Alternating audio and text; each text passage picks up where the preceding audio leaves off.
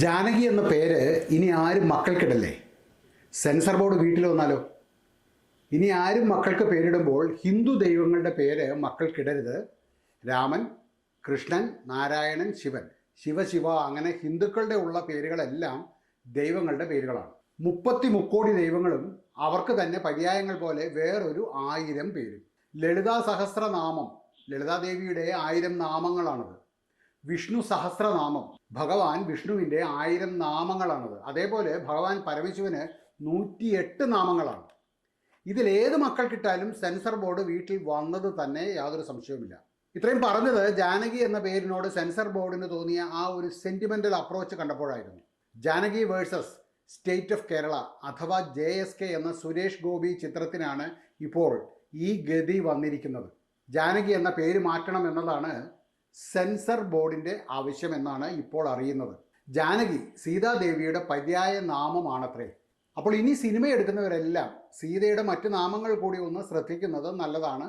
ജാനകി മാത്രമല്ല, വൈദേഹി, മൈഥിലി, ജനകപ്രിയ, ജാനകിപ്രിയ, ജനകനന്ദിനി, ഭൗമി, ഭൂമിജ ഇങ്ങനെ ഏതെങ്കിലും പേര് കഥാപാത്രങ്ങൾക്കിടുവാൻ ഏതെങ്കിലും നിർമ്മാതാക്കളോ സംവിധായകരോ ഇനി ആഗ്രഹിക്കുന്നുണ്ടെങ്കിൽ വേഗം പേര് മാറ്റിക്കോ, പണി വരുവാൻ സാധ്യതയുണ്ട്. കാരണം ഒരു കേന്ദ്രമന്ത്രിയുടെ സിനിമയ്ക്ക് ഇതാണ് സംഭവിക്കുന്നതെങ്കിൽ ബാക്കിയുള്ളവരുടെ കാര്യം പറയാനുണ്ടോ? അജയ്സ് പ്രസിൻ്റെ പുതിയ ഒരു വീഡിയോയിലേക്ക് എല്ലാവർക്കും സ്വാഗതം. Welcome to Ajay's press. Here what we do is express.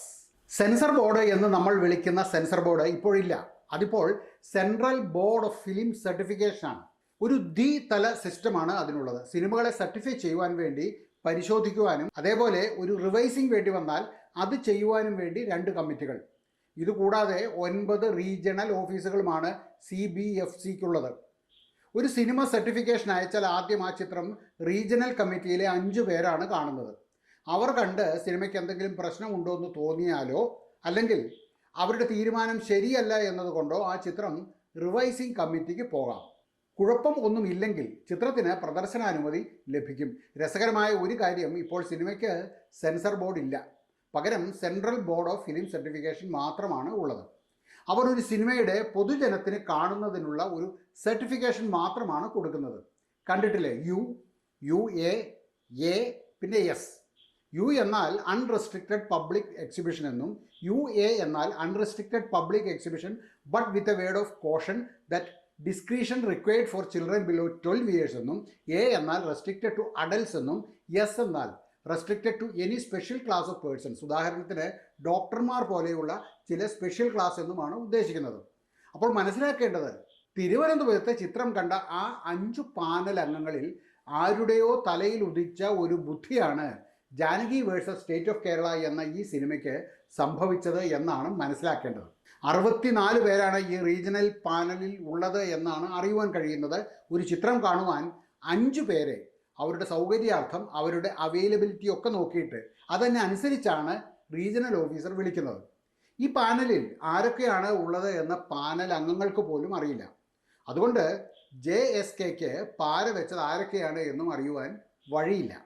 Janaki എന്ന പേര് ചിത്രത്തിൻ്റെ ടൈറ്റിലിൽ നിന്നും മാറ്റണമെന്നും അതേപോലെ പ്രധാന കഥാപാത്രത്തിൻ്റെ പേരും മാറ്റണമെന്ന് റിവൈസിംഗ് കമ്മിറ്റി ആവശ്യപ്പെട്ടിരിക്കുന്നു എന്നാണ് ഈ ചിത്രത്തിൻ്റെ സംവിധായകൻ പ്രവീൺ നാരായണൻ പറയുന്നത്.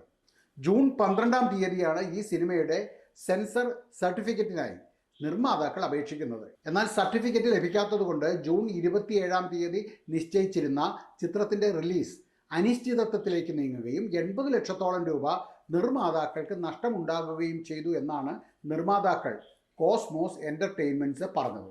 നേരത്തെ MB പത്മകുമാർ എന്ന ഒരു സംവിധായകനും ഇതേ അനുഭവം ഉണ്ടായതായി അദ്ദേഹം തന്നെ വാർത്താമാധ്യമങ്ങളോട് പറഞ്ഞിരുന്നു. അദ്ദേഹത്തിൻ്റെ ടോക്കൺ നമ്പർ എന്ന സിനിമയിലെ പ്രധാന കഥാപാത്രത്തിൻ്റെ പേരും ജാനകി എന്നായിരുന്നു. അതൊരു ഹിന്ദു പേരാണ്, അത് ഒഴിവാക്കണമെന്ന് പറഞ്ഞ് സമ്മർദ്ദമുണ്ടായിരുന്നു എന്നാണ് പത്മകുമാർ പറഞ്ഞത്. പ്രധാന നായക കഥാപാത്രത്തിൻ്റെ പേര് അബ്രഹാം എന്നായിരുന്നു, അതും മാറ്റണമെന്നായിരുന്നു ബോർഡ് അംഗങ്ങളുടെ ആദ്യ നിർദ്ദേശമെന്ന് പത്മകുമാർ പറയുന്നുണ്ട്. രേഖാമൂലം ആവശ്യപ്പെടാതെ നേരിട്ടാണ് ഈ ആവശ്യങ്ങൾ ബോർഡ് ഉന്നയിച്ചത് എന്നും പത്മകുമാർ പറയുന്നുണ്ട്. ഒടുക്കം ജാനകി എന്ന പേര് മാറ്റി ജയന്തി എന്നാക്കിയപ്പോൾ സർട്ടിഫിക്കറ്റ് കൊടുത്തു. ഇവരുടെ ഇതേ ലോജിക്ക് വെച്ച് നോക്കുമ്പോൾ ജയന്തിയും കുഴപ്പമാണ്. ദേവരാജാവായ ഇന്ദ്രൻ്റെ മകളും ശുക്രാചാര്യരുടെ ഭാര്യയുമായിരുന്ന ഒരു ജയന്തി ഉണ്ടായിരുന്നു. ബോർഡംഗങ്ങൾ അതറിഞ്ഞില്ലേ? വേറെയും ജയന്തിയുണ്ട്. പുരാണത്തിൽ ഋഷഭൻ എന്നു പേരായ ഒരു രാജാവിൻ്റെ ഭാര്യയുടെ പേരും ജയന്തി എന്നായിരുന്നു. ഇതൊന്നും ഈ പാനൽ അംഗങ്ങൾ അറിഞ്ഞില്ലേ? പ്രസൂൺ ജോഷിയാണ് CBFC ചെയർമാൻ. കൂട്ടത്തിൽ വിദ്യാബാലനും ഗൗതമിയും വിവേക് അഗ്നിഹോത്രിയും എല്ലാവരും ഉണ്ട്. പക്ഷെ പറഞ്ഞിട്ട് കാര്യമില്ല. വിവരമില്ലാത്തത് കൊണ്ടാണോ അതോ വിവരം കൂടിപ്പോയത് കൊണ്ടാണോ എന്നറിയില്ല, ഇവർക്കൊക്കെ ഇങ്ങനെ പേരുകൾ ഇടുന്നത് മതേതരത്വം തകരാറിലാക്കുന്നു എന്ന് തോന്നിയത് ഇപ്പോഴാണ്.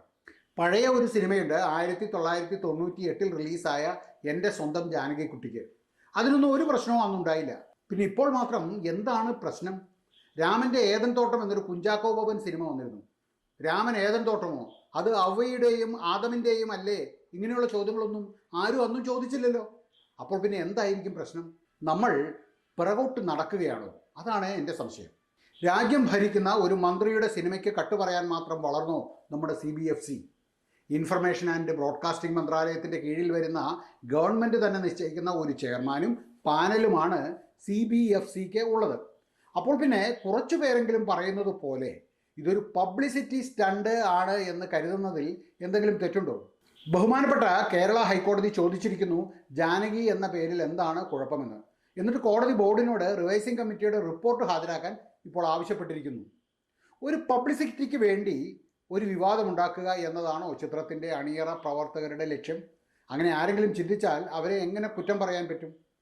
അതുകൊണ്ട് തന്നെ പൊതുജനത്തിൻ്റെ സംശയങ്ങൾ തീർക്കുവാൻ ബന്ധപ്പെട്ട എല്ലാവരും ബാധ്യസ്ഥരാണ്. ഇതെല്ലാം കേന്ദ്ര ഗവൺമെൻറ്റിൻ്റെ ഫാസിസ്റ്റ് മനോഭാവമാണ് എന്നൊക്കെ മരംമുറി ചാനലിലെ ഡോക്ടർ കഴിഞ്ഞ ദിവസം വാ തോരാതെ പറയുന്നുണ്ടായിരുന്നു. അത് ഏറ്റുപിടിച്ചുകൊണ്ട് CPMലെ AA റഹീമും കേന്ദ്ര സർക്കാരിനെ വാണോളം പുകഴ്ത്തുന്നുമുണ്ടായിരുന്നു. ആവിഷ്കാര സ്വാതന്ത്ര്യം, അഭിപ്രായ സ്വാതന്ത്ര്യം, അതിൻ്റെ വില നിലവാര പട്ടിക, ഇതൊക്കെ പറഞ്ഞായിരുന്നു രണ്ടു കൂട്ടരും കത്തിക്കയറിയത്. ശരിയാണ്. ഇങ്ങനെയുള്ള വിഷയങ്ങൾ ഉയർത്തുമ്പോൾ അത് ആത്യന്തികമായി എവിടെയാണ് ചെന്ന് എത്തുന്നത് എന്ന് ബോർഡും അതിലെ പാനൽ അംഗങ്ങളും ഓർക്കുന്നത് എപ്പോഴും നല്ലതാണ്. ഒപ്പം TP51 വെട്ട് എന്ന പേരിൽ ഒരു സിനിമ പ്രദർശിപ്പിക്കുവാൻ പോലും അനുവദിക്കാത്ത നാട്ടിലാണ് നമ്മൾ ഇരിക്കുന്നത് എന്നുകൂടി വിമർശിക്കുന്നവരും മറക്കരുത്. വീഡിയോ കണ്ട എല്ലാവർക്കും നന്ദി. നമസ്കാരം.